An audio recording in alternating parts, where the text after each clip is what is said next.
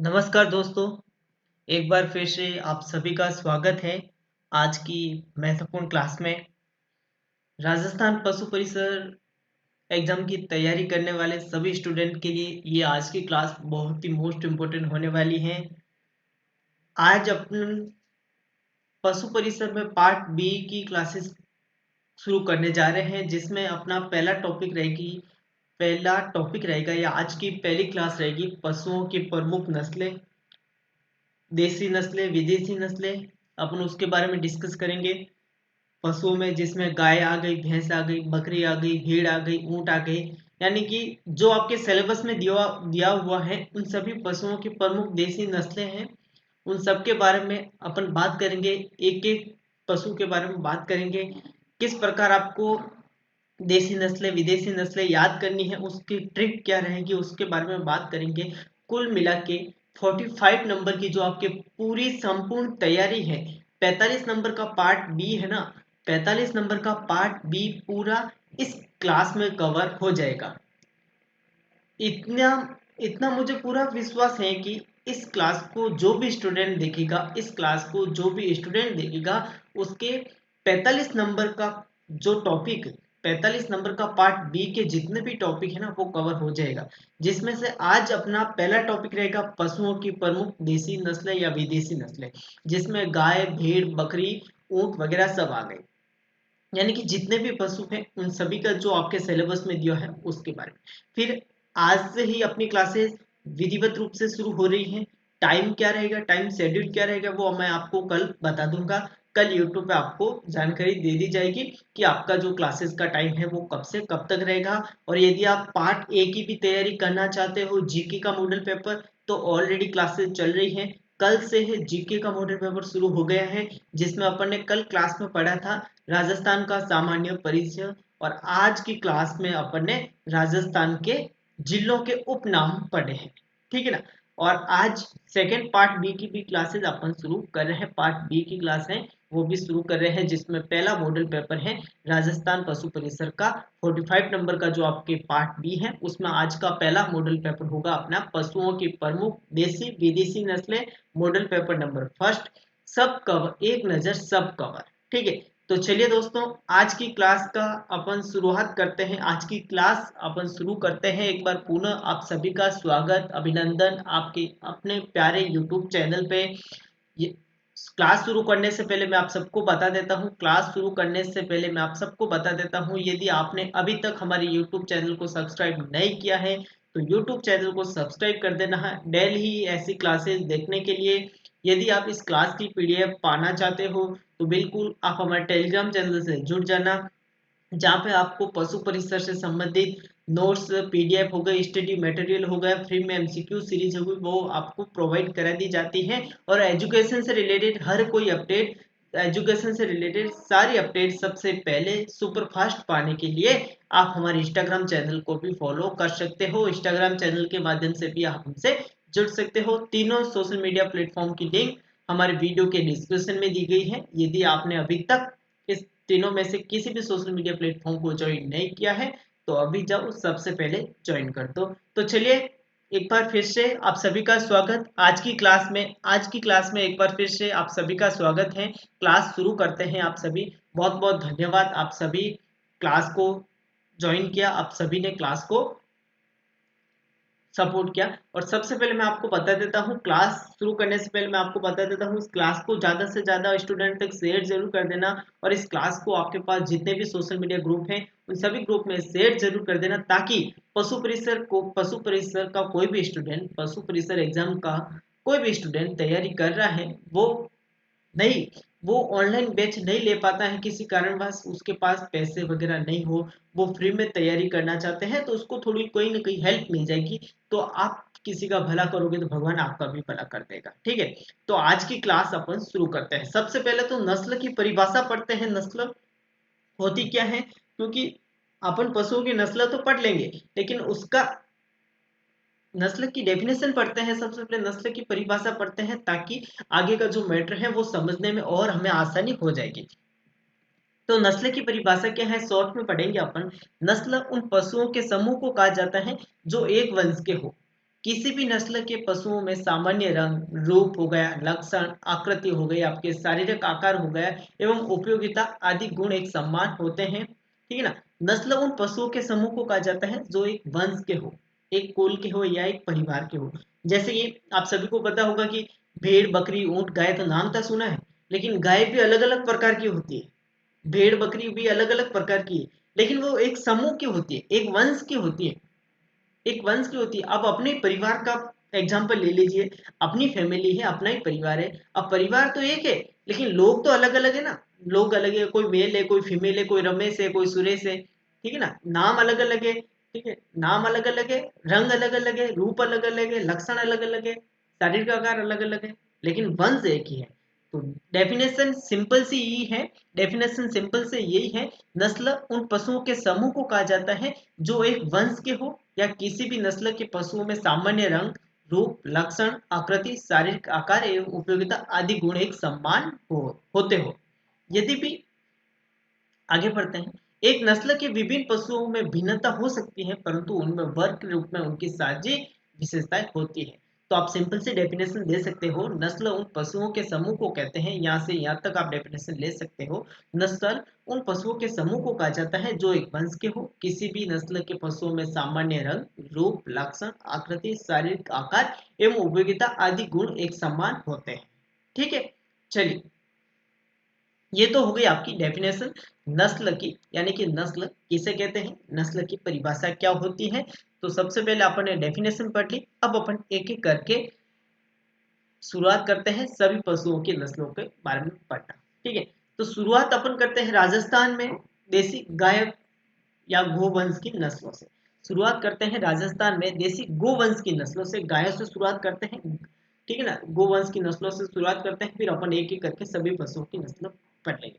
तो सबसे पहली नस्ल आती है गिर नस्ल। सबसे पहले गाय की नस्ल आती है गिर नस्ल। गिर नस्ल कहाँ पाई जाती है, इसके लक्षण क्या होती है, इसकी उपयोगिता क्या होती है, उसके बारे में पढ़ते हैं। और इस नस्ल की जो गाय होती है वो किस प्रकार दिखाई देती है, आप सबको स्क्रीन पर जैसे कि गाय का एक फोटो दिख रहा होगा, इस फोटो के जैसे इस नस्ल की गाय पाई जाती है। ये नस्ल ज्यादातर कहाँ पाई जाती है, तो ये नस्ल मुख्यतः अजमेर, भीलवाड़ा, जयपुर तथा सीमावर्ती जिलों में पाई जाती है।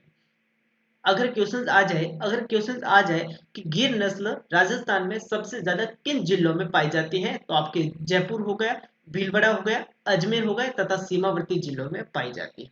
तो यहाँ से एक क्वेश्चन बन सकता है कि गिर राजस्थान में गिर नस्ल की गाय ज्यादातर किन जिलों में पाई जाती है, तो आप जयपुर, अजमेर, भीलवाड़ा ये नाम याद रखना। ठीक है ना।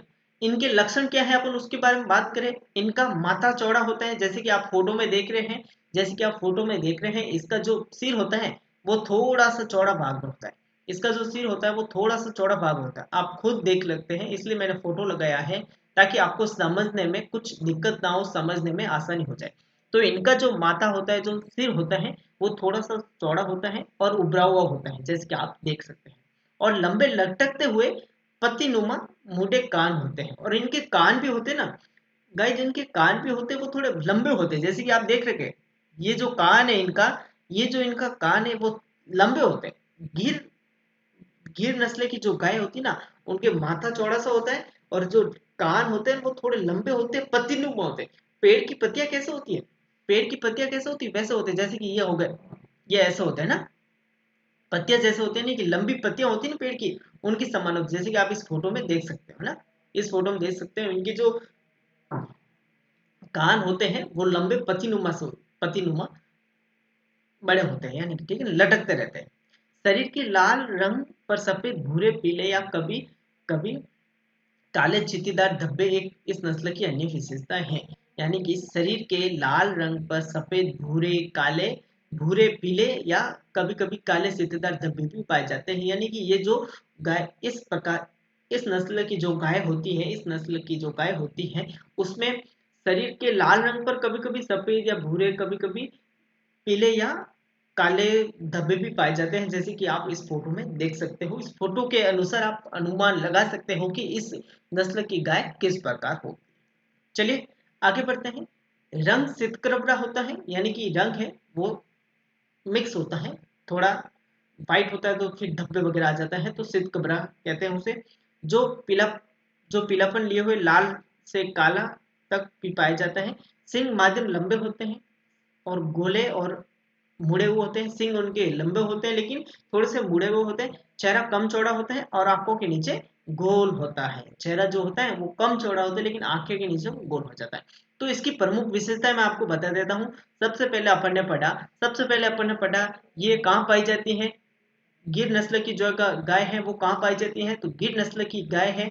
गिर नस्ल की गाय है वो प्रमुख अजमेर, भीलवाड़ा, जयपुर में पाई जाती है। इसके लक्षण क्या है, तो इसका जो चौड़ा माथा होता है, सिर होता है वो चौड़ा होता है। इसके कान होते हैं वो लटकते होते हैं, पत्तीनुमा जो पेड़ की पत्तियां होती है उसके जैसे लटकने होते हैं। और शरीर के लाल रंग पर कभी कभी सफेद, भूरे या येलो कलर या होगा आपके ब्लैक कलर के धब्बे भी पाए जाते हैं। और सिंग इसके लंबे होते हैं और गोल तथा मुड़े हुए होते हैं। ठीक है, आगे बढ़ते हैं इसकी उपयोगिता के बारे में बात करते हैं। इसकी उपयोगिता के बारे में बात करते हैं, लेकिन उपयोगिता के बारे में बात करने से पहले मैं आपको थोड़ी बहुत इसके लक्षण और बता देता हूँ। इसकी पूंछ होती है वो लंबी व चीरे इसकी पूंछ लंबी व चीरे पर पतली व काले बाल जैसे होती है। इसकी पूंछ होती है ना वो लंबी होती है लेकिन चीरे चीरे से थोड़ी पतली होती है और काले बाल की होती है। ठीक है, अगर वजन की बात करूं मैं, ये जो इस नस्ल की गाय होती है इसमें वजन कितना होता है, तो वजन की बात करूं तो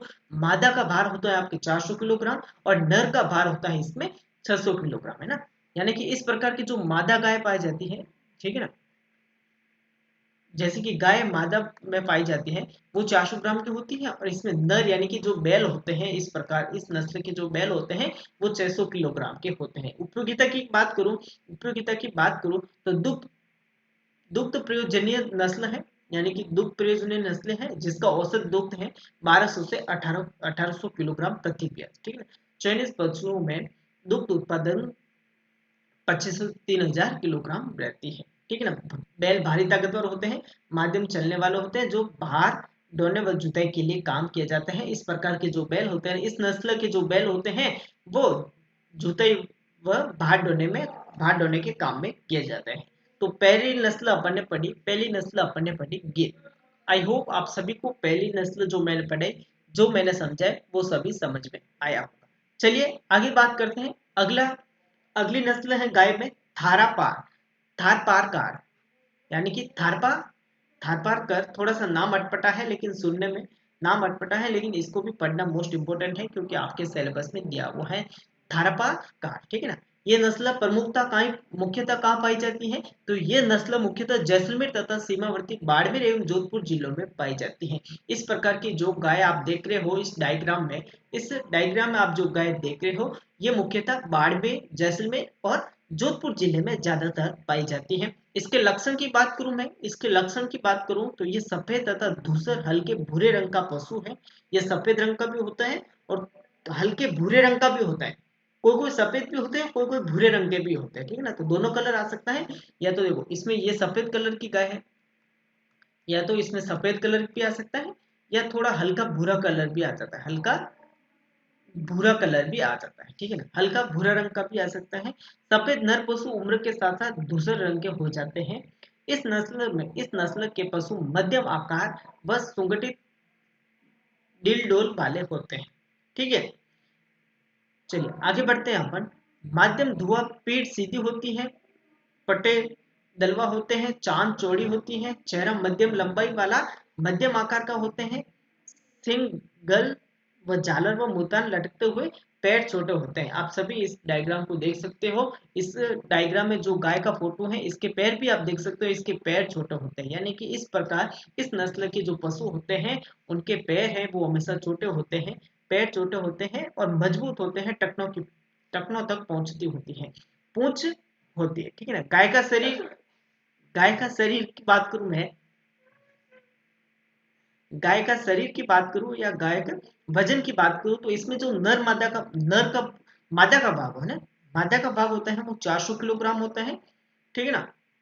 और जो सांड होता है या फिर जो नर होता है वो 500 किलोग्राम का वजन का होता है। उपयोगिता की बात करूं तो गाय अच्छी मात्रा में दूध देने वाली होती है। इस प्रकार की जो गाय होती है वो अच्छी मात्रा में दूध भी देती है। जो बाड़मेर, जैसलमेर, जोधपुर में मुख्यतः पाई जाती है। और बैल है वो कृषि यानी कि खेती बाड़ी के काम में ज्यादातर उपयोग काम में लिए जाते हैं। औसत गाय का औसत दूध उत्पादन देखते हैं अपन तो 1500 से 2000 किलोग्राम होता है, और चयनित पशुओं का दुग्ध उत्पादन देखें तो 2500 से 3000 किलोग्राम हो सकता है। तो दूसरी नस्ल अपने पढ़ी थारपार कार। थारपा थारपार कार, ठीक है, नाम थोड़ा सा अटपटा है लेकिन आपने पढ़ना होगा, ठीक है। चलिए अगली बात करूं मैं, अगली गाय की नस्ल आती है हरियाणा। अगली गाय की नस्ल आती है हरियाणा। ये जो सभी जो मैं प्रमुख देसी नस्लें विदेशी नस्लें पढ़ा रहा हूं, ये आप सभी के पार्ट बी में आने वाला है टॉपिक। मोस्ट इंपोर्टेंट क्वेश्चंस आएंगे इससे देखने वाले। यदि आप सीरियस होकर इस क्लास को देखोगे, बिना स्किप किए हुए एंड तक इस क्लास में बने रहोगे, तो मैं गारंटी देता हूं कि 45 नंबर में से 45 नंबर में से आपके 40 नंबर तो कवर करवा दूंगा मैं। 45 नंबर में से 40 नंबर यानी कि 45 नंबर में से 40 नंबर कवर कराने की गारंटी मैं खुद आपको देता हूं। क्योंकि जो ये टॉपिक मैं पढ़ा रहा हूं, ये टॉपिक आपके आया हुआ है चैप्टर पार्ट बी के अंदर। चैप्टर आया हुआ है पशुओं की प्रमुख देसी नस्लें का एक पूरा चैप्टर आया हुआ है, जिसमें आपके गाय की बात की हुई है, भेड़, बकरी, ऊंट, ठीक है ना। पशु जितने जितने भी आपके चैप्टर में, जितने भी आपके सिलेबस में पशु दिए हुए थे, उन सभी पशुओं की देसी विदेशी नस्लें आज इस वीडियो के अंदर, इस क्लास के अंदर मैं डिस्कस आपसे कर रहा हूं। तो जो स्टूडेंट इस क्लास को बिना स्किप किए हुए देखेगा, मैं गारंटी लेता हूं उस स्टूडेंट के, उस बंदे के या उस इस विद्यार्थी के 45 नंबर में से 40 नंबर 100% कवर हो जाएगा, अगर वो ध्यान से पढ़ेगा। और अगर मैं जैसे समझा रहा हूँ वैसे वैसे वो अपने नोटबुक में नोट करता रहेगा, तो मैं गारंटी देता हूँ कि उसके पार्ट बी के अंदर पशुओं की जो देसी नस्लें विदेशी नस्लें, नस्लों से संबंधित कोई भी क्वेश्चन स्किप नहीं होगा, यानी कि कोई भी क्वेश्चन वो छोड़ नहीं पाएगा, वो 100% उसको आंसर जरूर आएगा। तो आपको बिना स्किप किए हुए क्लास को देखना है और एंड तक देखना है, और ज्यादा से ज्यादा इस क्लास को शेयर करना है, ठीक है। चलिए आगे बढ़ते हैं। अगली अपनी नस्ल आती है गायों में हरियाणा। हरियाणा जो अपना भारत का स्टेट है, उसी के नाम से एक नस्ल है हरियाणा, या हरियाणी नस्ल भी कह सकते हैं, हरियाणवी नस्ल भी कह सकते हैं इसको, ठीक है ना। हरियाणा नस्ल भी कह सकते हैं और इसको हरियाणवी नस्ल भी कह सकते हैं ना, नाम दोनों ले सकते हैं। तो अगर आपके हरियाणवी आ जाए तो भी कोई बात नहीं, हरियाणा आ जाए तो भी कोई बात नहीं, ठीक है। ये नस्ल मुख्यतः सीकर, झुंझुनू, अलवर, भरतपुर, धौलपुर, सवाई माधोपुर तथा जयपुर जिलों में ज्यादातर पाई जाती है। ये नस्ल है जो ज्यादातर आपके सीकर हो गए, झुंझुनू, अलवर, भरतपुर, सवाई माधोपुर तथा जयपुर जिलों में पाई जाती है, ठीक है ना। इनकी लक्षण की बात करूं मैं, इसका फोटो आप देख सकते हो। इस नस्ल की गाय किस प्रकार होती है आप देख सकते हैं। हरियाणा नस्ल के पशु सफेद या हल्के धूसर रंग के होते हैं। सांड के सिर, गर्दन व धुआं का रंग गहरा धूसर होता है, लेकिन इनका चेहरा लंबा और संकरा होता है। इनका जो चेहरा होता है आप खुद देख सकते हो, इस गाय का फोटो देख सकते हो, आप इस गाय का फोटो खुद देख सकते हो। इसका फोटो लंबा है लेकिन थोड़ा सा संकरा होता है ना, ज्यादा चौड़ा नहीं होता, थोड़ा सा संकरा होता है लेकिन लंबा होता है। माथा चपाट होता है, यानी कि सिर है वो एकदम सपाट होता है, और सिंग भी इसके छोटे छोटे होते हैं। सिंग छोटे होते हैं और थोड़े से मुड़े हुए होते हैं, कान छोटे होते हैं। आप खुद इस फोटो को देखकर आप खुद अनुमान लगा सकते हो, कान छोटे होते हैं, सिंग छोटे होते हैं, चमड़ी है वो चमकदार होती है, वह देह से चिपकी हुई होती है, शरीर लंबा होता है, गर्दन पतली व मजबूत होती है। और बात करूं मैं गाय का भार कितना होता है, तो गाय का भार आपके जो नर भाग होता है उसके 350 किलोग्राम होता है, और जो सांड होता है, जो मादा होती है उसके 350 होता है, और जो नर बाघ होते हैं उसके 500 किलोग्राम वजन होता है ना। ये मादा का हो गए जो गायों के, और जो बैल होते हैं, जो नर बाघ होते हैं उसकी 500 किलोग्राम वजन होता है। उपयोगिता की बात करूं इस नस्ल के पशुओं के, तो ये एक द्विप्रोजनीय नस्ल है। गाय में औसतन 1000 से 1200 किलोमीटर 1000 से 1200 किलोग्राम है ना, किलोग्राम दूध प्रति ब्याज देती है। और बैल खेती के कार्य में अच्छे आते हैं, और इस प्रकार की नस्ल के जो बैल होते हैं ना, वो खेती बाड़ी में बहुत ही काम आने वाले होते हैं, किसानों के बहुत ही उपयोग वाले बैल होते हैं, ठीक है। तो ये नस्ल हो गई सेकंड। अब आगे बात करते हैं अगली गाय की नस्ल आती है कांग्रेज। कांग्रेज है ना, अगली गाय की नस्ल आती है आपके कांग्रेज। तो आप फोटो देख सकते हो, फोटो भी मैं आपके साथ साथ लगा रहा हूँ ताकि आपको पढ़ने में कोई दिक्कत ना है, क्योंकि थ्योरी पढ़ने से समझ में नहीं आती। अपन किसी को भी फिजिकल देंगे ना, फेस टू फेस, जैसे कि कोई भी अपन अनुमान लगा रहे हैं, अब यहाँ बैठे बैठे अपन अनुमान लगा रहे हैं कि ताजमहल में इतने कमरे हैं, ताजमहल की ये चौड़ाई है, ये लंबाई है, ठीक है ना। थ्योरी पढ़ने से वो समझ में नहीं आएगी। उससे ज्यादा थ्योरी के साथ साथ उस ताजमहल का फोटो भी लगा हुआ होता है ना, तो उस ताजमहल की फोटो को देखकर अपन अनुमान लगा सकते हैं, अपना दिमाग अनुमान लगा सकता है कि हाँ, ताजमहल में ये जो अपन पढ़ रहे हैं वो है या नहीं है। वैसे ही अपन इस गायों की, जो पशुओं की प्रमुख नस्लें पढ़ रहे हैं, उसके साथ साथ पढ़ रहे हैं। अब मैं यहाँ पे आपको बता रहा हूँ कि इस नस्ल की गाय के सिंग छोटे होते हैं, तो आप खुद फोटो देख के अनुमान लगा सकते हैं कि क्या वास्तव में जो सर बोल रहे हैं, सर बता रहे हैं, वो सही है या गलत है। ठीक है, चलिए आगे बढ़े। अगली नस्ल आती है अपने कांकरेज। इसका जो मुख्यतः निवास स्थल कहाँ पाई जाती है, तो ये नस्ल के पशु मुख्यतः बाड़मेर, जालौर, सांचौर तथा जोधपुर जिलों में पाई जाती हैं। इसके नस्ल लक्षण की बात करूं मैं, इस वंश के पशु तेज चलने वाले होते हैं तथा बोझा ढोने के लिए शक्तिशाली होते हैं। इस प्रकार के जो पशु होते हैं ना, इस नस्ल के जो पशु होते हैं वो तेज चलने वाले होते हैं ना। इस नस्ल के पशुओं का शरीर लंबा व शक्तिशाली होता है और चौड़ा होता है, चौड़ा ललाट होती है जो बीच में धंसा हुआ होता है। इसके सिंग है वो मजबूत व मुड़े हुए, जो मस्तक के बाहरी कानों से निकलकर बाहर की ओर, फिर ऊपर वो बाहर में अंदर की ओर मुड़ जाते हैं। आप खुद देख सकते हो, इस गाय का फोटो देख सकते हो। इस गाय का जो सिंग है वो वापस ऊपर होते हुए वापस अंदर की ओर मुड़ जाते हैं, है ना। वापस अंदर की ओर मुड़े हुए होते हैं। ये इस प्रकार के सिंग होते हैं इसमें, ये हो गए वापस अंदर की ओर मुड़ जाते हैं, यानी कि कुल मिला दिल के प्रकार के होते हैं, दिल होता है ना, उस प्रकार के सिंग होते हैं इसके। बस ये मुड़े हुए होते हैं ऐसे, है ना। आप खुद अनुमान लगा सकते हो इसका फोटो देख के।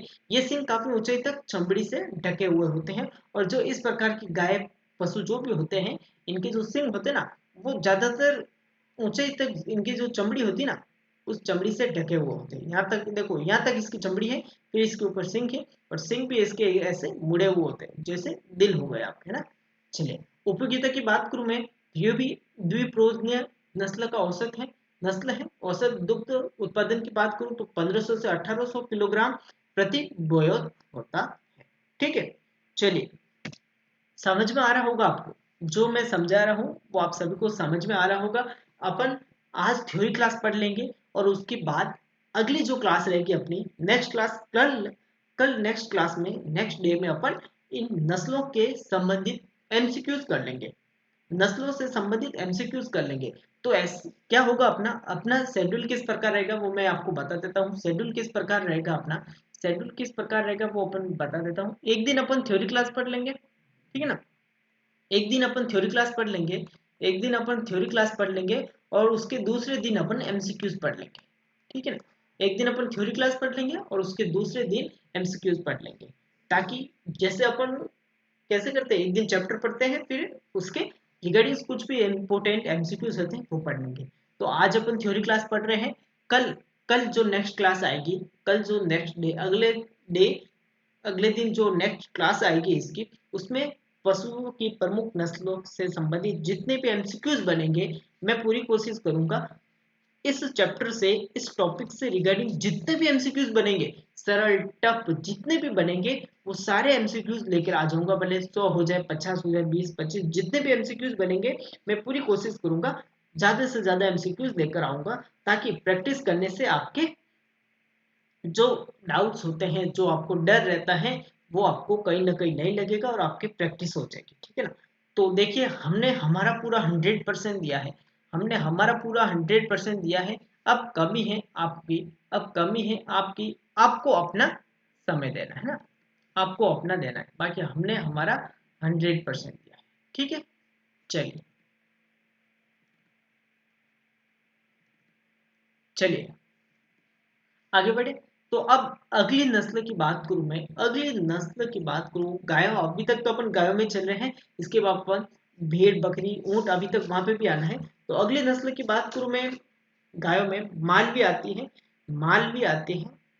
मालवी की बात करूं मैं, तो मालवी नस्ल, ये नस्ल मुख्यतः झालावाड़, कोटा, बारा, बूंदी तथा सवाई माधोपुर जिलों में पाई जाती है। और लक्षण की बात करूं इसमें तो पशुओं का रंग धूसर से लेकर लोहासम धूसर जैसा होता है। इनकी गर्दन है वो इनकी गर्दन पर थर्ड प्राइम काले होते हैं। शरीर छोटा होता है, घटा हुआ होता है। वो कान खड़े होते हैं। इनकी कान होते हैं ना, इस प्रकार के जो पशुओं के कान होते हैं वो हमेशा खड़े रहते हैं। जैसे इस गाय के फोटो में आप देख सकते हो, इस गाय के जो कान है वो हमेशा खड़े रहते हैं। ठीक है ना। अब पशु में भी अलग अलग है, किसी के कान ऐसे पतिनुमा लटकते होते हैं, तो किसी के कान छोटे होते हैं, तो किसी के कान ऐसे खड़े होते हैं। इस प्रकार की नस्ल में, इस प्रकार की गाय में, इस प्रकार की नस्ल में जो पशु पाए जाते हैं ना, गाय बैल जो भी होते हैं, इनके कान हमेशा खड़े रहते हैं। सिंग छोटे होते हैं, सिंग आप खुद देख सकते हो, इनके सिंग वो छोटे होते हैं। गर्दन छोटी होती है और टांगे छोटी होती हैं। ठीक है ना। इसकी बात करूं नर का शरीर कितना वजनदार होता है, तो नर का शरीर इसमें 450 यानी कि 450 किलोग्राम का होता है। और मादा का शरीर इसमें 300 किलोग्राम का होता है। ठीक ना। इसमें ये भी पूछ सकते हैं, ऐसे भी क्वेश्चन बन सकते हैं। देखिए इस प्रकार के क्वेश्चन भी बन सकते हैं कि मालवी नस्ल के पशु, मालवी नस्ल के पशु में, मालवी नस्ल के पशु में नर का भार, नर का भार कितने किलोग्राम होता है। इस प्रकार के क्वेश्चन भी पूछ सकते हैं, कितने किलोग्राम का होता है। इस प्रकार के क्वेश्चन भी आपको पूछ सकते हैं। तो ये जो मैं बता रहा हूँ वो भी आपको ध्यान में रखना है। तो कितना हो जाएगा, नर का 450 किलोग्राम। ठीक है ना। इस प्रकार के क्वेश्चन भी बन सकते हैं। अपन एग्जामिनर होता है वो किसी एग्जामिनर होता है ना, वो किसी भी गाइड से क्वेश्चन नहीं बनाता है, या फिर जो गाइड में एमसीक्यूज दिए होते हैं उससे क्वेश्चन नहीं बनाना बनता है। वो एग्जामिनर थ्योरी के चैप्टर के 20 में से लाइन टू लाइन क्वेश्चन बनाता है। तो आपको थ्योरी पढ़नी है। एमसीक्यूज तो अपन डिस्कस करेंगे, लेकिन एमसीक्यूज डिस्कस करने से पहले थ्योरी पढ़नी है। अब मैं चाहता तो मैं इसके एमसीक्यूज बना के लिए आता था, मेरे क्या, आपको बस ए बी सी डी में से ए पर टिक लगाना, कभी बी पर टिक लगाना, कभी सी पर टिक लगाना, चलो आज का नेक्स्ट क्वेश्चन, ऐसे करके मैं कंप्लीट करवा देता। लेकिन हमारा वो इरादा नहीं है, हमारा वो मकसद नहीं है। ठीक है ना। हमारा संकल्प एक ही है और हमारा लक्ष्य एक ही है, आपकी सफलता। जब तक आपका लक्ष्य नहीं होगा तब तक हम रुकने वाले नहीं है। ठीक है ना। तो हमने अपनी ओर से पूरा 100% दिया है। तो अब कमी है आपकी, कमी है आपकी, आपको भी अपनी ओर से पूरा 100% देना है। अपने साथियों को भी बताना है कि यूट्यूब पे एक ऐसा चैनल आया है जो अपनी पूरी हेल्प करते हैं, स्टूडेंट की पूरी हेल्प करते हैं। एमसीक्यूज क्लासेस लगाते हैं, डेली फ्री क्लासेस लगाते हैं। ठीक है ना। और जो कंटेंट देता हूं मैं वो 100% एकदम इफेक्टिव, एकदम ऑथेंटिक कंटेंट देता हूं मैं। ठीक है। तो ज्यादा से ज्यादा इस क्लास को शेयर करना और ज्यादा से ज्यादा इस क्लास को अपने दोस्तों तक बताना। ठीक है। चलिए आगे बात करते हैं। इस प्रकार के नस्ल होते हैं, उनमें इस प्रकार की नस्ल के जो पशु होते हैं ना, उनकी उपयोगिता के बारे में बात करें तो इस नस्ल के बैल होते हैं वो बोझा ढोने व जो हल जोतने के लिए अच्छे होते हैं। गाय कम दूध देती है। इस प्रकार की नस्ल के जो गाय होती है वो कम दूध देती है। और दुग्ध उत्पादन बात करूँ तो सबसे कम होता है, 500 से 650 किलोग्राम होता है, यानी कि सबसे कम दूध होता है। ठीक है। चलिए आगे बात करूँ। फिर अगली नस्ल आती है अपनी राठी। अगली नस्ल आती है अपनी राठी। ठीक है ना। अगली नस्ल गाय की आती है वो राठी, आप खुद देख सकते हो। राठी नस्ल की जो गाय होती हैं वो थोड़ी अलग प्रकार की होती है, वो थोड़ी अलग प्रकार की होती है। थोड़ी व्हाइट कलर की होती है, थोड़ी भूरे कलर की होती है, यानी कि कलर कलर की होती है। इस नस्ल के पशु बीकानेर में ज्यादा पाए जाते हैं। चूरू, गंगानगर व हनुमानगढ़ जिलों में ज्यादातर पाए जाते हैं। लक्षण की बात करूं तो इस नस्ल के पशु सामान्यतः हल्के लाल रंग के होते हैं, पर ये सफेदी लिए हुए तथा धुंधले रंग के भी होते हैं। इनका आकार मध्यम होता है, सिर भी छोटा होता है तथा त्वचा होती है वो पतली व ढीली होती है। पूंछ इनकी लंबी हो जाती है, पूंछ इनकी पूरी लंबी होती है। ठीक है ना। और इनकी वजन की बात करूं तो नर का वजन होता है, जो बैल होता है इनका 500 किलोग्राम होता है। और मादा का जो वजन होता है वो 350 किलोग्राम होता है। ये जो वजन मैं बता रहा हूँ ये देख लेना। और कहाँ पाई जाती है ज्यादातर, तो बीकानेर गंगानगर, चूरू, हनुमानगढ़ जिलों में ये ज्यादातर पाई जाती हैं। उपयोगिता की बात करूं तो गाय औसतन 1200 से 1600 किलोग्राम दूध प्रति ब्याज देती है और बैल खेती के लिए मध्यम श्रेणी में आते हैं, यानी कि खेती के लिए भी मीडियम श्रेणी में आते हैं, कोई ज्यादा उपयोगी या ज्यादा कम उपयोगी भी नहीं। चलिए, और यदि आप इस क्लास की पीडीएफ पाना चाहते हो तो आप हमारे टेलीग्राम चैनल से जुड़ जाना। मैं वापस बता रहा हूँ, इस क्लास की पूरी पीडीएफ आपको हमारे टेलीग्राम चैनल पे प्रोवाइड करा दी जाएगी। चलिए, क्लास भले लंबी हो जाएगी, अपनी क्लास भले लंबी हो जाएगी, लेकिन क्लास में आपके पूरे चैप्टर, पूरा टॉपिक क्लियर हो जाएगा। एक कम से कम 45 में से 10 नंबर के क्वेश्चन इसमें बन सकते हैं, 5 या 10 नंबर के। तो छोटे क्वेश्चन आ जाए, बड़े टफ क्वेश्चन आ जाएंगे, तो वो क्वेश्चन आपके क्लियर हो जाएंगे। तो चैप्टर, क्लास भली लंबी हो जाएगी, क्लास भली बड़ी हो जाएगी, कोई बात नहीं, लेकिन आपके जो टॉपिक है ना, देसी नस्लें, प्रमुख नस्लें गायों पशुओं की, वो पूरे क्लियर हो जाएगी। ठीक है ना, क्लास को एंड तक देखना है बिना स्किप किए। अगली गाय की नस्ल आती है अपनी नागौरी। मोस्ट इंपोर्टेंट होता है नागौरी, से पता चल जाता है कि ये ज्यादातर राजस्थान के नागौर जिले में पाई जाती है। नागौरी से पता करना है नागौर जिले में। ठीक है, इस नस्ल का मूल निवास स्थान राजस्थान में नागौर जिला तथा जोधपुर जिले में पाई जाती है। लक्षण की बात करूं तो इनका रंग सफेद होता है, आप खुद देख सकते हो, इनका रंग सफेद होता है, शरीर लंबा होता है। इस प्रकार की जो पशु होते हैं, गाय होती है, बैल होती है, इनका रंग सफेद होता है, शरीर लंबा होता है तथा छाती चौड़ी होती है।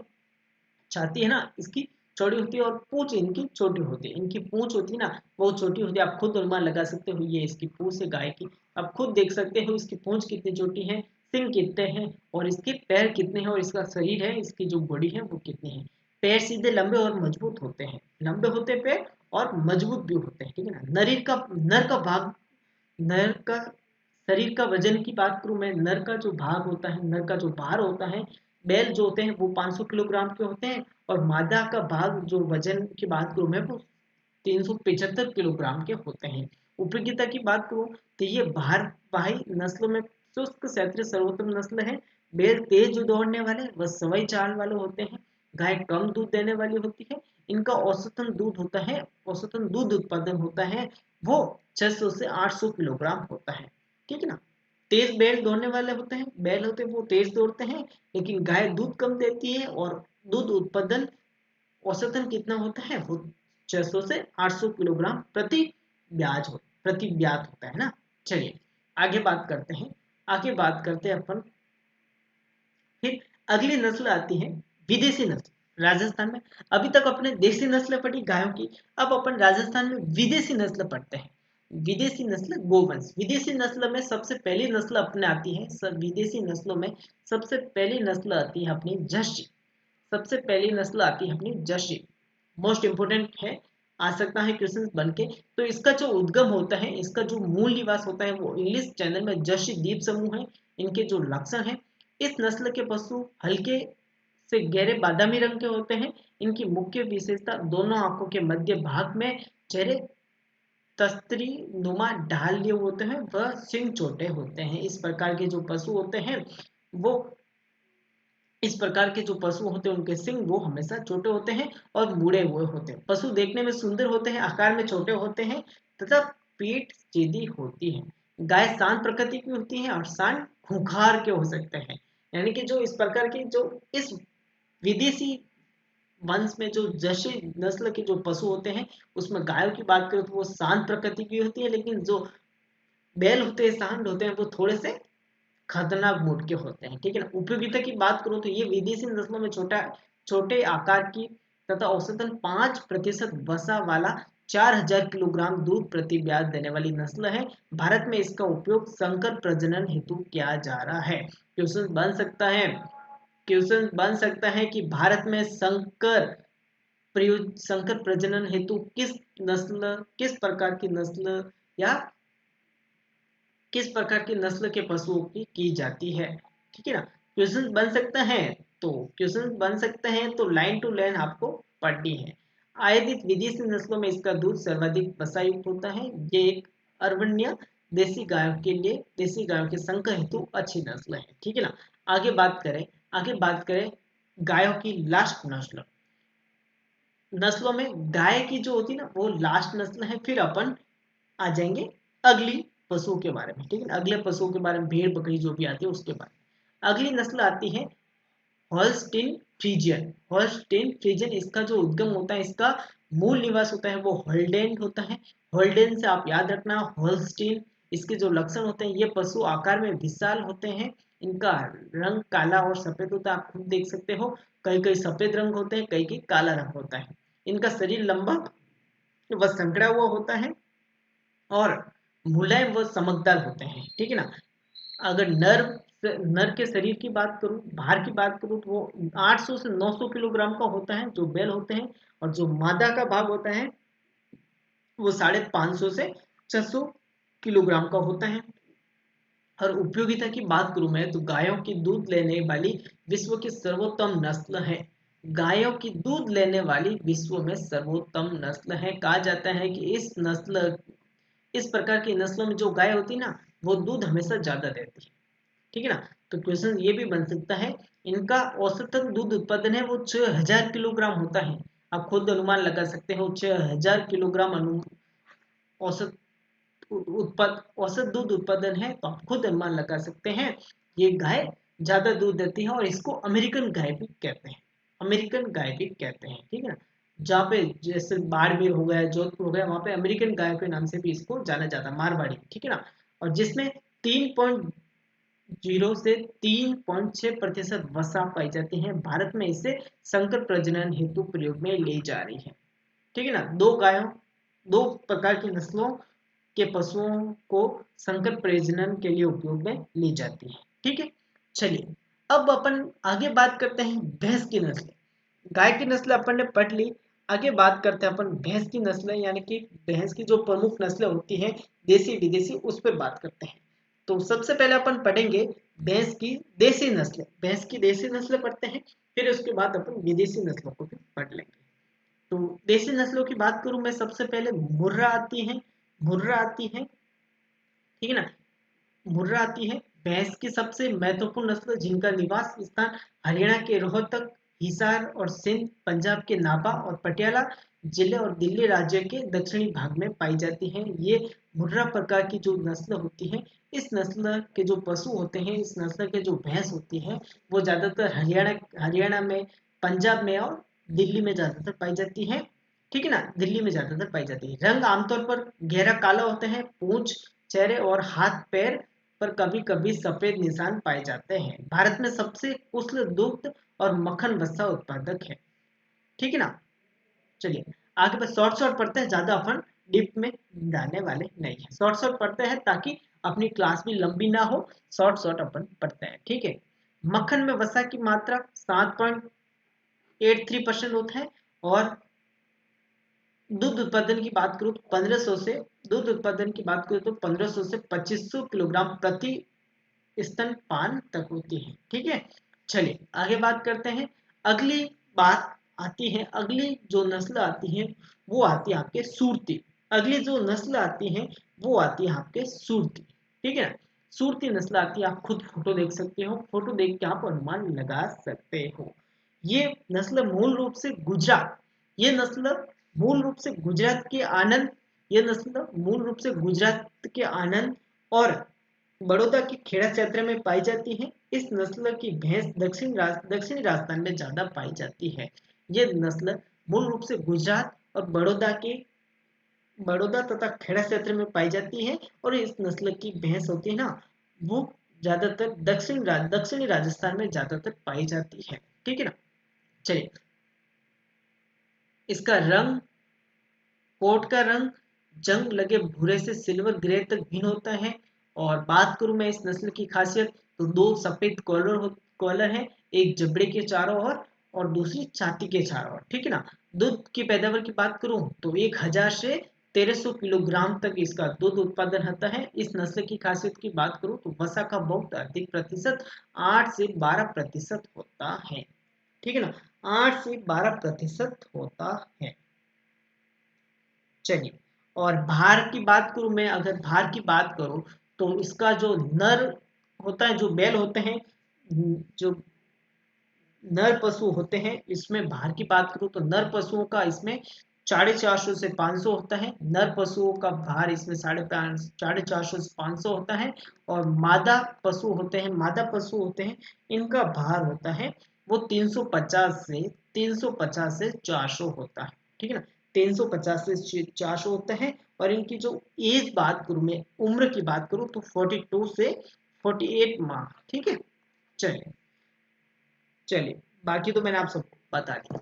आगे बात करूं जाफराबादी। जाफराबादी भी एक प्रकार की भैंस की नस्ल है। जाफराबादी, इसका मूल स्थान गुजरात के गिर जंगलों तथा काठियावाड़ और जाफराबाद है।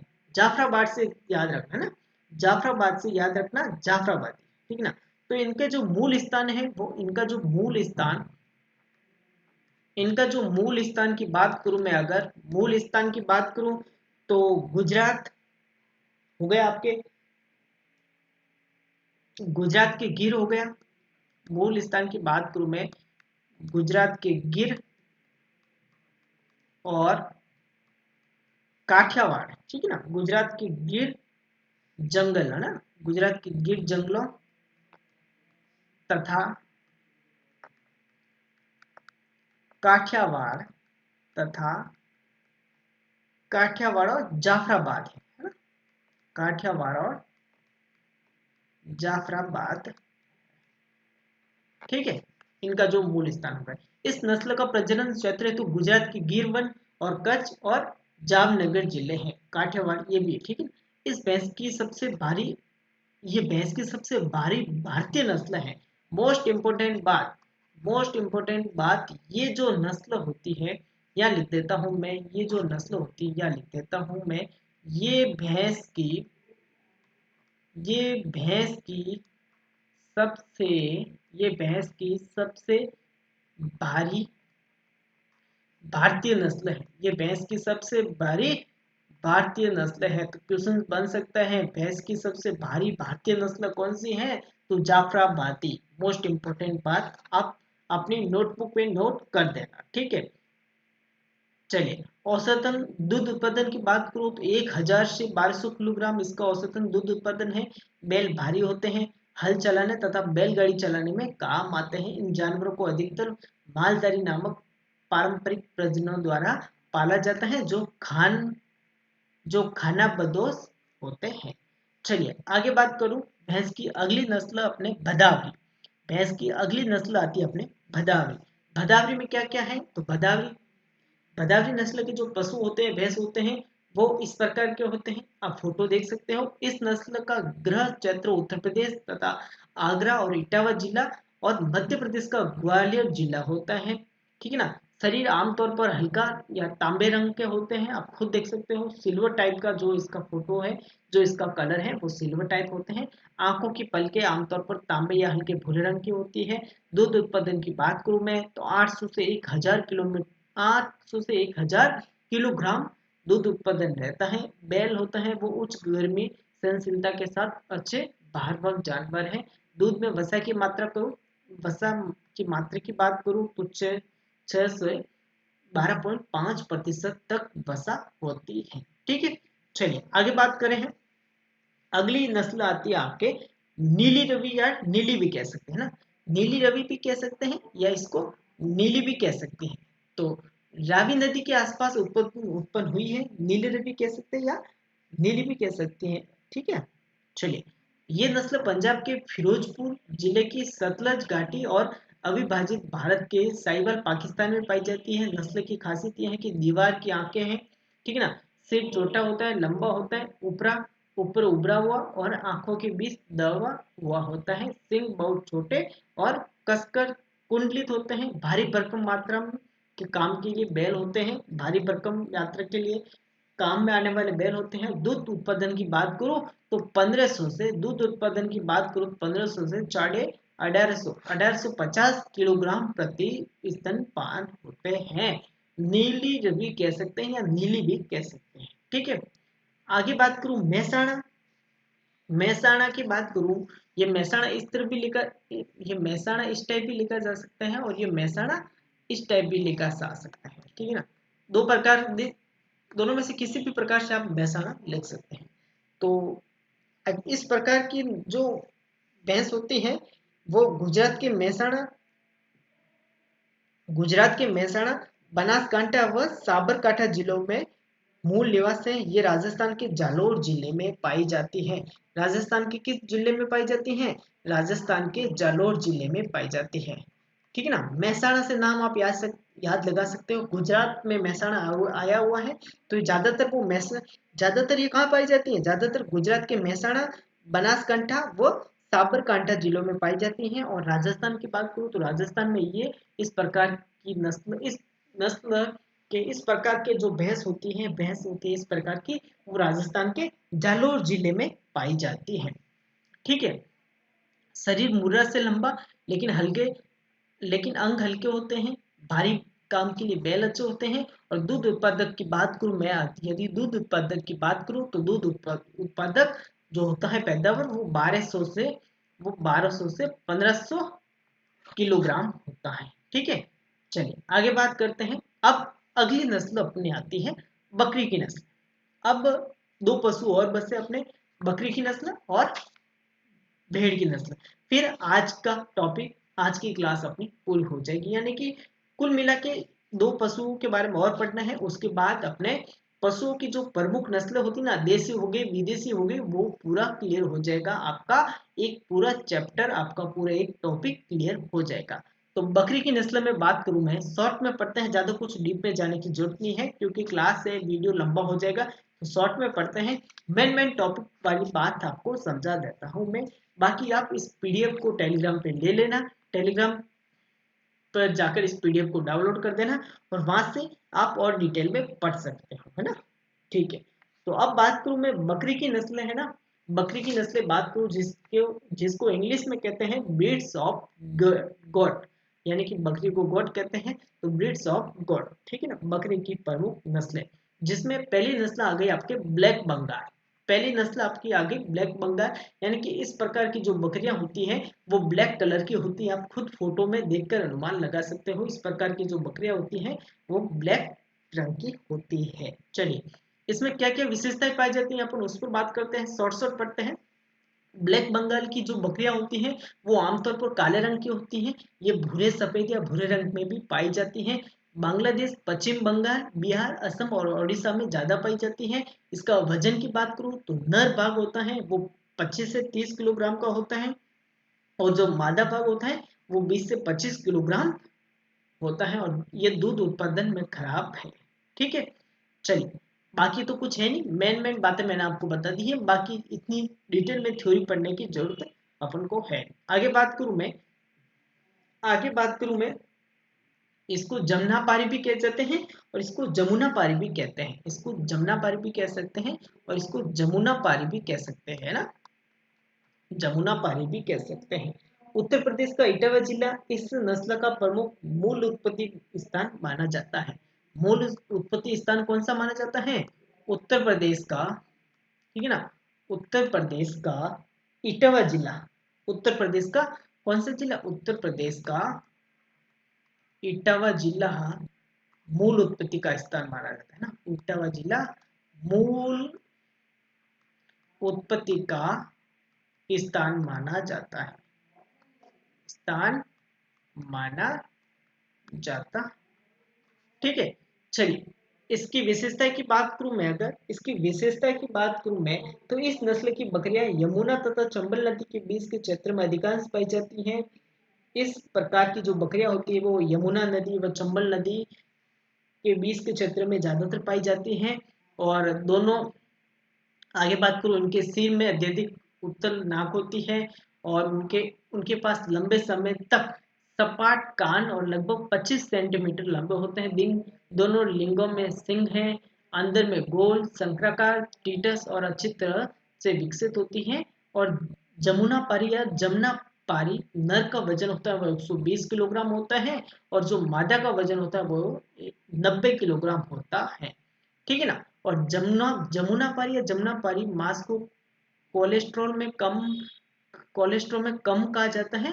पहली गर्भाधान की औसत आयु होती है वो 18 महीने होती है। पहली गर्भाधान की औसतन आयु कितनी होती है? 18 महीने। चलिए अगली बकरी की जो प्रमुख नस्ल आती हैं वो आती हैं बीटल। बीटल बीटल है ना। तो इस नस्ल का उत्पत्ति स्थान पंजाब का गुरुदासपुर जिला है, ठीक है ना। इसका जो मूल उत्पादन है वो पंजाब का आप लिखते रहना साथ साथ, पंजाब का गुरुदासपुर है ना। गुरुदासपुर मूल उत्पत्ति का स्थान है, ठीक है ना, मूल उत्पत्ति का स्थान है। चलिए, बीटल बकरी पंजाब क्षेत्र की भारत और पाकिस्तान नस्ल के दूध और मांस उत्पादन है। यह मालबरी बकरी के समान है। यह शरीर के बड़े आकार के साथ एक अच्छा दूध देने वाला माना जाता है। कान सपाट लंबे कर्ल किए हुए ड्रॉपिंग होते हुए हैं, ठीक है ना। और इस इन बकरियों की त्वचा को उच्च गुणवत्ता के कारण माना जाता है, क्योंकि इनके बड़े आकार और ठीक चमड़े जैसे ही कपड़े जूते दस्ताने बनाने के लिए चमड़ी का उत्पादन होता है, ठीक है ना। तो तीसरी नस्ल अपनी प्रमुख आ गई बीटल। चलिए आगे बात करूं मैं, अगली नस्ल आती है बकरियों में, वो आती है बारबरी।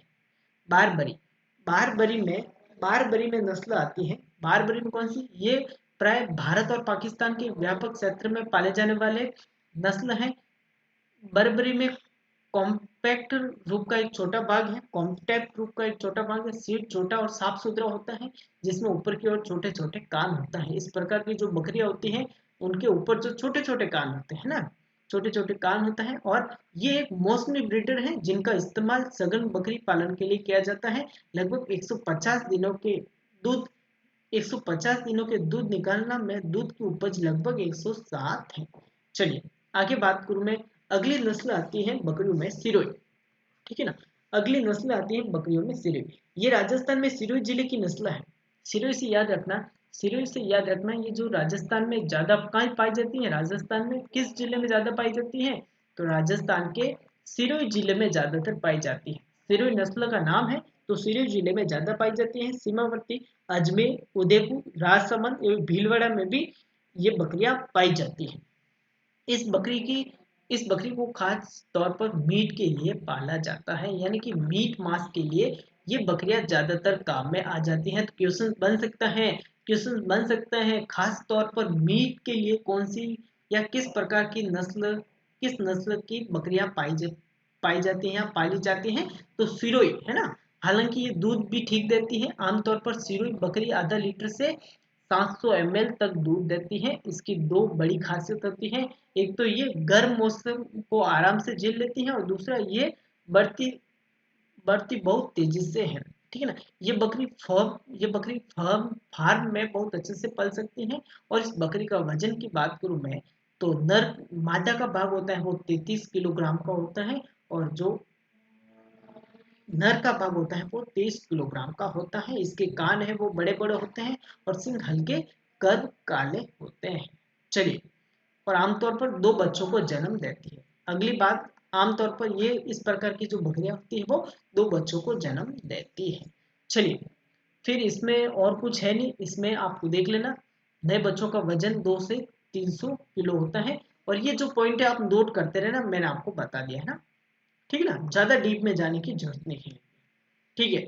फिर अगली बात करूं मैं, सुरती। अगली बकरियों की नस्ल में सबसे बड़ी अगली नस्ल है वो सुरती नस्ल आती है। सुरती बकरी भारत के घरेलू बकरियों की एक महत्वपूर्ण नस्ल है। ये एक डेयरी बकरी की नस्ल है जो मुख्य रूप से दूध उत्पादन के लिए उठाया जाता है। दूध उत्पादन के लिए सबसे ज्यादा किस नस्ल के बकरियों को उपयोग में लिया जाता है, तो वो सुरती नस्ल है। और ये एक महत्वपूर्ण घरेलू बकरियों की, यानी कि जो ज्यादातर घरेलू उपयोग के लिए बकरियों का उपयोग किया जाता है ना, ज्यादातर लोग घरेलू में बकरियों का पालन करते हैं, वो सूरती नस्ल की बकरियों वो सूरती नस्ल की बकरियां होती हैं। सूरती बकरी भारत में सबसे अच्छी डेयरी बकरी नस्लों में से एक है। नस्ल का नाम भारत के गुजरात राज्य में सूरत नामक स्थान से निकाला गया है। यानी कि सूरत गुजरात में, सूरत नाम तो आपने सुना होगा, सूरत से सूरती आप याद रखना है ना।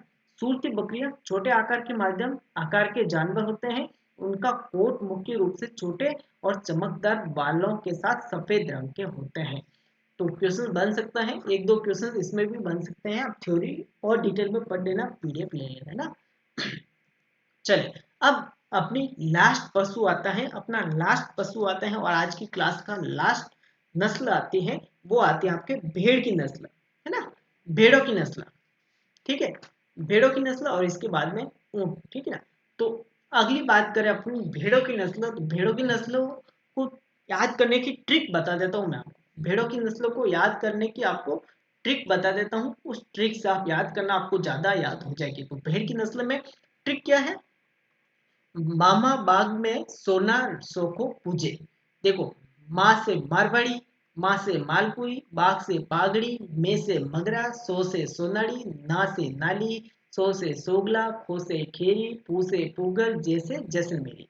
पूरे यही नाम है नस्लों के। मारवाड़ी, मालपुरी, बागड़ी, मगरा, सोनाड़ी, नाली, सोगला, खेरी, पुगल, जैसलमेरी, ये भेड़ों के नस्लों के नाम है। तो इन नस्लों को याद करने के लिए आपके पास ट्रिक है, वो ट्रिक है मामा बाग में सोना सोखो पूजे। मामा बाग में सोना सोखो पूजे, यानी कि मारवाड़ी, मालपुरी, बागड़ी, मगरा, सोनाड़ी, नाली, सोगला, खेरी, पुगल, जैसलमेरी। तो ये ट्रिक आप याद रखना, इंपोर्टेंट, मोस्ट इंपोर्टेंट ट्रिक मैंने खुद बनाई है, मैंने खुद ने बनाई है आप सभी की हेल्प के लिए। आप सभी को कहीं ना कहीं थोड़ी बहुत हेल्प इससे मिल जाएगी।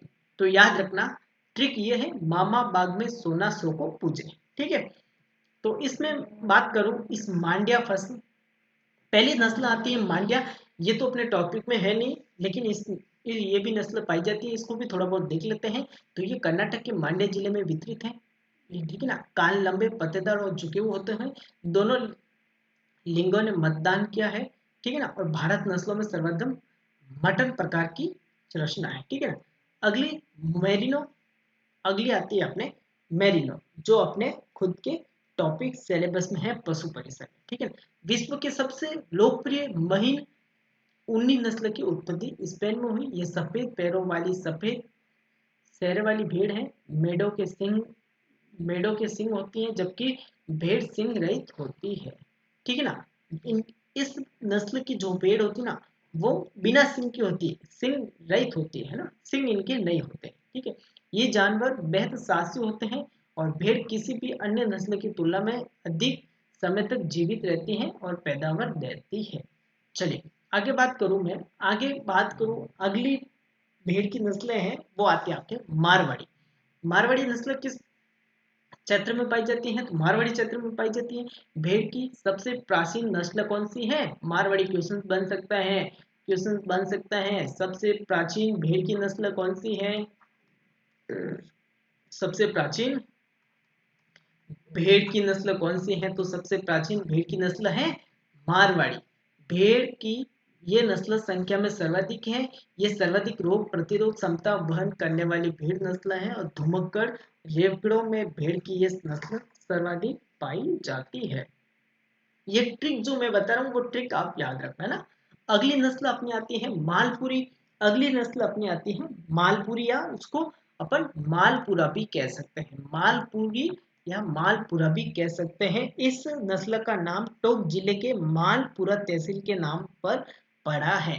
ये किस प्रकार से पड़ा है? तो टोंक जिले में मालपुरा, टोंक जिले में मालपुरा तहसील के नाम पर पड़ा है। मालपुरा, टोंक जिले में एक तहसील है मालपुरा, उस आधार पर इस नस्ल का नाम मालपुरी या मालपुरा पड़ा है। आप खुद देख सकते हैं। टोंक व सवाई माधोपुर कहाँ पाई जाती है? ज्यादातर क्षेत्र में। तो टोंक व सवाई माधोपुर के क्षेत्रों में ज्यादातर पाई जाती है। इस भेड़ की ऊन मोटी होती है तथा जिससे गलीचे बनाए जाते हैं। ठीक है। आगे बात करूं मैं सोगला। अगली जो नस्ल पाई जाती है वो सोगला पाई जाती है। सोगला नस्ल, ये नस्ल मुख्य रूप से राजस्थान के शेखावटी क्षेत्र, ये नस्ल मुख्य रूप से राजस्थान के शेखावटी क्षेत्र, जिसमें आपके चूरू आ गया, जिसमें आपके चूरू जो शेखावटी क्षेत्र है, आपके झुंझुनू आ गया। ठीक है ना। आपके झुंझुनू आ गया शेखावटी क्षेत्र में ना, जहाँ सबसे ज्यादा लोग शेखावटी रहते हैं। सीकर आ गया, सीकर, नागौर, है ना, सीकर और नागौर रूप से राजस्थान, सीकर नागौर जोधपुर जिलों में ज्यादातर पाई जाती है। ठीक है ना। और अन्य नाम चापर भी कहा जाता है। प्रजनन केंद्र कोडम देशक बीकानेर में है। ये भारत में सर्वश्रेष्ठ ऊन देने वाली भेड़ की नस्ल है। क्वेश्चन बन सकता है। मोस्ट इम्पोर्टेंट बात आप सभी अपने दिमाग में ध्यान रखना, सबसे ज्यादा भारत में सर्वश्रेष्ठ ऊन देने वाली भेड़ की कौन सी नस्ल है? तो सोगल या सोगला भी कह सकते हैं, वो नस्ल है। सोगला भी कह सकते हैं और सोगला भी कह सकते हैं ना। तो क्वेश्चन बन सकता है भारत में सर्वश्रेष्ठ ऊन देने वाली भेड़ की नस्ल का नाम बताओ, तो सोगला या सोगल। ठीक है, चलिए आगे बात करूं मैं जैसलमेरी। जैसलमेरी ऊंट, जैसलमेरी ऊंट की नस्लों में भी आता है और जैसलमेरी भेड़ की नस्लों में भी आता है। तो एक अगली जो नस्ल है वो आती है जैसलमेरी बक भेड़ों में। तो ये नस्ल जैसलमेर के अलावा जोधपुर तथा बाड़मेर जिलों में भी पाई जाती है और जैसलमेर जिला इनका जन्म स्थान होने के कारण जैसलमेरी नाम रखा गया है। ज्यादातर ये कहाँ पाई जाती है? जैसलमेर में। जैसलमेरी नाम रखने का कारण क्या है? जैसलमेरी नाम रखने का कारण क्या है? ज्यादातर जैसलमेर में पाए जाते हैं और इनका जो जन्म स्थान है वो जैसलमेरी है। सर्वाधिक ऊन देने वाली नस्ल जो एक वर्ष में 4 kg है। भेड़ की ये नस्ल सबसे लंबी व समकीली ऊन देने वाली नस्ल है। यहाँ से भी 2-3 क्वेश्चन बन सकते हैं कि जैसलमेरी की प्रसिद्ध भेड़ की कौन सी नस्ल है? तो जैसलमेर। ठीक है, चलिए आगे बात करें। अब भेड़ों के बारे में आपको कौन सी मेन टॉपिक आपको बातों को ध्यान में रखना है वो बातें मैं आपको बता देता हूँ। इन लाइनों को, इन मेन पॉइंटों को आप ध्यान में रखना है भेड़ के बारे में ना। तो भेड़ पालने में देश का प्रथम स्थान, भारत देश में प्रथम स्थान पर कौन सा स्टेट है? आंध्र प्रदेश। आंध्र प्रदेश भेड़ को पालने में सबसे पहले स्थान पर है। और अपने राजस्थान की बात करूं तो राजस्थान तीसरे स्थान पर है। भेड़ पालने में राजस्थान तीसरे स्थान पर है, पहले स्थान पर आंध्र प्रदेश है। राजस्थान राज्य में प्रथम स्थान पर बाड़मेर है, यानी कि सबसे ज्यादा भेड़ राजस्थान राज्य के बाड़मेर जिले में पाए जाते हैं। और राज्य के अंतिम जिले में धौलपुर जिले में पाए जाते हैं। कम कौन सा है? धौलपुर जिला। भेड़ के मांस को मटन कहते हैं। भेड़ के मांस को मटन कहते हैं। जो ये मैं ट्रिक बता रहा हूँ वे क्वेश्चन आ सकते हैं, एमसीक्यूज बनेंगे इससे, एमसीक्यूज बनेंगे। तो इन लाइनों को तो आप 5 स्टार दे दो। मोस्ट इंपोर्टेंट टॉपिक है आपके सिलेबस से रिगार्डिंग, आपके पार्ट बी के रिगार्डिंग। भेड़ व ऊन विभाग की स्थापना कब हुई? ठीक है ना, तो 1963 में हुई। भेड़ व ऊन विभाग का मुख्यालय कहाँ पे है? तो जयपुर में है आपके। केंद्रीय भेड़ प्रजनन केंद्र फतेहपुर सीकर राजस्थान में है। अगली बात करूं मैं, आगे बात करूं केंद्रीय भेड़ प्रजनन केंद्रों की उपइकाई कहाँ है? तो नागौर जिले में है। ठीक है ना। केंद्रीय भेड़ व ऊन अनुसंधान केंद्र कहाँ है? टोंक जिले में है। ठीक है। भेड़ व ऊन शिक्षण केंद्र, ऊन शिक्षण संस्थान केंद्र कहाँ है? जयपुर जिले में है आपके। ऊन व भेड़ व ऊन प्रशिक्षण संस्थान कहाँ है? आपके जोधपुर जिले में है।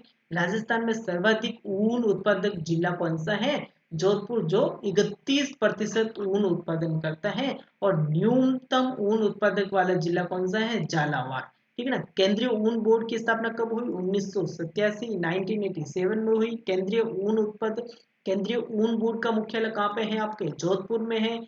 केंद्रीय ऊन बोर्ड का वर्तमान अध्यक्ष कौन है? जसवंत सिंह बिश्नोई है।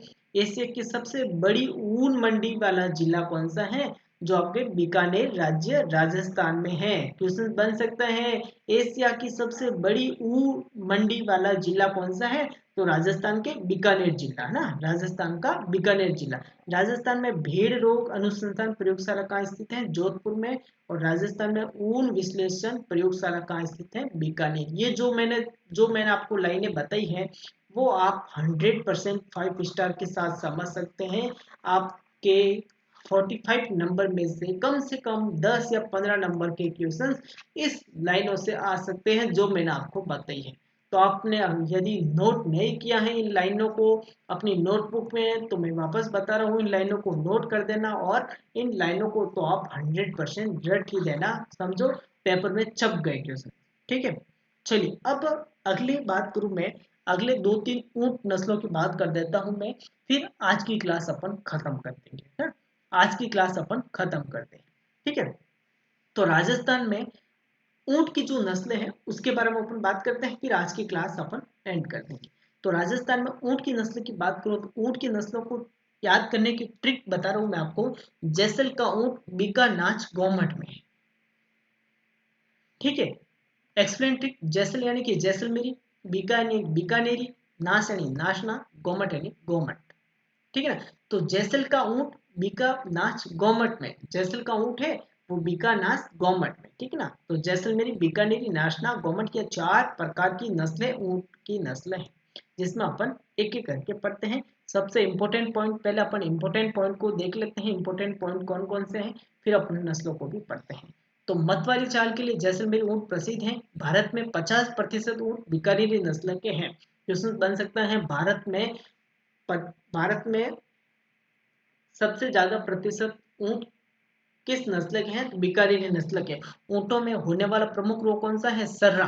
रोग कौन सा है? रोग बता देता हूं मैं आपको, रोग कौन सा है? सर्रा रोग है ना। ठीक है। ऊंटों को राज्य पशु हाल ही में घोषित किया गया है। आप सभी को पता होगा कि ऊंटों को राज्य पशु घोषित किया गया है, और राजस्थान में भारत का 70% ऊंट पाए जाते हैं। 70% ऊंट राजस्थान, भारत के राजस्थान में पाए जाते हैं। जैसलमेर को नाशना ऊंट सबसे अच्छा माना जाता है। फलोदी जोधपुर के निकट गोमट ऊंट सवारी की दृष्टि से सबसे अच्छा माना जाता है। केंद्रीय ऊंट अनुसंधान जोहर बड़ी बीकानेर में स्थित है। बीकानेर में ऊंट की खाल व मीनाकारी की जाती है, जिससे उस्ता कला कहते हैं। ठीक है। ऊंट में सरल रोग पाया जाता है। सबसे ज्यादा ऊंट बाड़मेर में पाए जाते हैं, और सबसे कम ऊंट है वो झालावाड़ में पाए जाते हैं। ये बातें भी आप ध्यान में रखना, सबसे ज्यादा ऊंट वो बाड़मेर में पाए जाते हैं, और सबसे कम ऊंट है वो झालावाड़ में पाए जाते हैं। तो अब अपन बात करते हैं बीकानेरी ऊंट। ठीक है ना। पहली नस्ल आती है बीकानेरी ऊंट। ये पुरुष नहीं है, ये ऊंट है ना, बीकानेरी ऊंट। ऊंट की बीकानेरी नस्ल भारत में पाई जाने वाली प्रमुख ऊंटों की नस्ल है।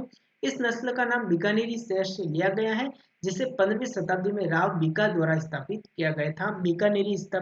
राव बीका द्वारा स्थापित किया गया था, तो बीकानेरी हो गया। ठीक है। बीकानेरी, ये नस्ल सिंधी और बलूची ऊंटों के संग्रहण में तैयार हुई है। ठीक है। चलिए, इसकी विशेषता की बात करूं मैं, इसकी विशेषता की बात करूं तो शॉर्ट शॉर्ट विशेषताएं बता देता हूं। बीकानेरी नस्ल के ऊंट भारी डोल वाले होते हैं, देखने में आकर्षक होते हैं। इनका कद अच्छा मजबूत कद और काठी और सक्रिय होते हैं। ठीक है ना। कोट का रंग भूरा और काले तक भिन्नता होती है, हालांकि कुछ जानवरों में लाल रंग भी पाया जाता है। ठीक है। इस नस्ल में कुछ ऊंटों की भो पलकों और कानों में प्रचुर मात्रा में बाल उगते हैं, जिन्हें जिब्रा कहा जाता है। ठीक है।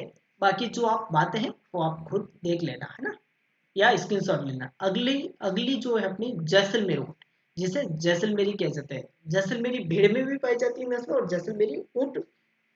जैसलमेरी नस्ल है वो ऊंट में भी पाई जाती है। जैसलमेर जिले के थार के रेगिस्तान में थारपारकर कैंट से उत्पन्न हुए, जो पाकिस्तान के सिंध प्रांत में पाए जाते हैं। ठीक है ना। जैसलमेर ऊंट सक्रिय स्वभाव के होते हैं, लंबे पतले और पैरों के साथ काफी लंबे होते हैं। इनका सिर और मुंह संकीर्ण और थूथन छोटा होता है। पतली गर्दन पर सिर अच्छी तरह से रखा हुआ होता है। आंखें उभरी हुई होती हैं, मादा गुम्बद के आकार का नहीं, और आंखों के ऊपर रुख बिना किसी अवसाद के होते हैं। ये ऊंट एक मध्यम आकार की नस्ल के हैं। ठीक है। चलिए, आगे बात करूं मैं। अब अगली जो नस्ल आती है ऊंटों में, वो आती है आपके मेवाड़ी ऊंट। ठीक है ना। अगली जो आपके ऊंटों में नस्ल आती है वो आती है आपके मेवाड़ी ऊंट। मेवाड़ी ऊंट की बात करूं मैं, अगर मेवाड़ी ऊंट की बात करूं मैं, उदयपुर क्षेत्र को मेवाड़ कहा जाता है, जो कि अरावली की पहाड़ियों में बसा हुआ है। ठीक है ना। अरावली की पहाड़ियों में बसा हुआ है। तो ऊंट की मेवाड़ी नस्ल का नाम ज्यादातर राजस्थान के मेवाड़ क्षेत्र से लिया गया है, और ये दूध उत्पादन क्षमता के लिए प्रसिद्ध है। क्वेश्चन बन सकता है, राजस्थान में दूध उत्पादन की क्षमता के लिए प्रसिद्ध ऊंट की कौन सी नस्ल है? तो मेवाड़ी नस्ल है। ठीक है ना। तो कौन सी नस्ल है? मेवाड़ी नस्ल है। कौन सी? मेवाड़ी नस्ल। तो ये इस प्रकार अपन ने आज कम से कम 1 घंटे की क्लास में पशुओं की जो प्रमुख नस्लें होती है ना, पशुओं की जो प्रमुख नस्लें हैं, देसी हो गई विदेशी हो गई, वो सारी कवर कर ली। आई होप, आशा करूंगा आप सभी को जो मैंने क्लास में समझाया है, इस 1 घंटे की क्लास में मैंने समझाया है, वो आप सभी को समझ में आया होगा। और आप सभी ने इस क्लास में जो मैंने मेन मेन इंपॉर्टेंट पॉइंट्स बताए हैं, वो सभी आपने अपने अपनी नोटबुक पे नोट भी कर लिया होगा। और आशा करूँ नोट कर लिया होगा और आशा करूंगा कि आपको इस क्लास से कुछ न कुछ बेनिफिट जरूर मिला होगा।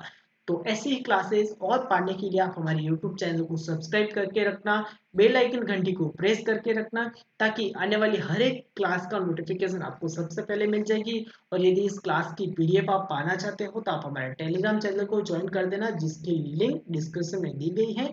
और एजुकेशन से रिलेटेड हर एक अपडेट सबसे पहले पाने के लिए आप हमारे इंस्टाग्राम चैनल के माध्यम से भी आप हमें फॉलो कर सकते हो। तो चलिए दोस्तों, फिलहाल के लिए तो इस क्लास को अपन यही एंड कर देते हैं। जाते जाते आपसे दो लाइन आपके सामने पेश करना चाहूंगा। हार से डर जाने से बेहतर कि जीत की कोशिशों में मर जाना। तो आपको हार कर बैठने की जरूरत नहीं है, आपका अपना यूट्यूब चैनल आपके साथ जुड़ गया है। तो अब तैयारी करेंगे अपन सब मिलकर, तो कहीं ना कहीं आपका 100% सिलेक्शन हो जाएगा। तो चलिए, क्लास बहुत लंबी हो गई है। चलिए फिलहाल के लिए आपसे आप सभी से लेता हूँ अलविदा। कल फिर नेक्स्ट क्लास में वापस मिलेंगे पशुओं की प्रमुख देसी विदेशी नस्लों के एमसीक्यू के साथ। तब तक आप सब मस्त रहे, स्वस्थ रहे। चलिए, जय हिंद, जय भारत, धन्यवाद।